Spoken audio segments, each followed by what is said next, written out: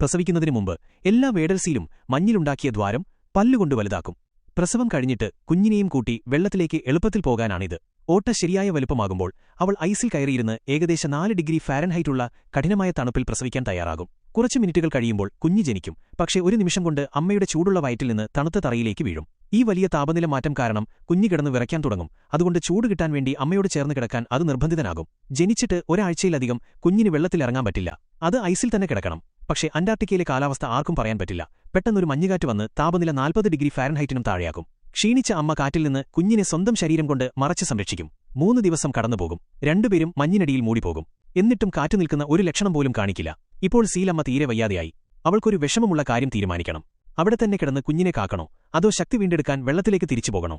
അവസാനം അവൾ ഐസിനടിയിലേക്ക് ഊളിയിടും. കുഞ്ഞ് അവൾ പോകുന്നത് നോക്കി കണ്ണടച്ച് അതിന്റെ വിധി കാത്ത് മിണ്ടാതെ കിടക്കും. കാറ്റു നിൽക്കാൻ പ്രാർത്ഥിക്കും. 7 ദിവസത്തിനു ശേഷം മഞ്ഞുകാറ്റ് ഒടുവിലടങ്ങി. അമ്മ തന്റെ കുഞ്ഞിനെ തിരഞ്ഞ് ഭ്രാന്തായി മുകളിലെത്തി. ആദ്യം അവൾ കുഞ്ഞിന്റെ അനക്കമില്ലാത്ത ശരീരം മാത്രമാണ് കണ്ടത്. അവൾ വേദനയോടെ അലറിക്കരഞ്ഞു. അവളുടെ ശബ്ദം പോലും നഷ്ടപ്പെട്ടു. പക്ഷേ അവളുടെ കുഞ്ഞ് എല്ലാ കഷ്ടപ്പാടുകളും സഹിച്ച് അതിനെ അതിജീവിച്ചിരുന്നു. അമ്മയ്ക്ക് വലിയ ആശ്വാസമായി. വിശപ്പും തണുപ്പുമുള്ള കുഞ്ഞ് ഉടൻ തന്നെ മഞ്ഞിലുണ്ടാക്കിയ ദ്വാരത്തിലേക്ക് ഇഴഞ്ഞുപോയി.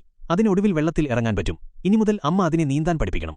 കുഞ്ഞ് പഠിച്ചുകഴിഞ്ഞാൽ മുകളിലെ തണുത്ത കാറ്റിൽ നിന്ന് അതിന് രക്ഷപ്പെടാൻ കഴിയും. വെള്ളത്തിന് 28 ഡിഗ്രി തണുപ്പ് മാത്രമേ ചൂടുള്ളൂവെങ്കിലും ഐസിൽ കിടക്കുന്നതിനേക്കാൾ നല്ല ചൂടുള്ളതാണ്.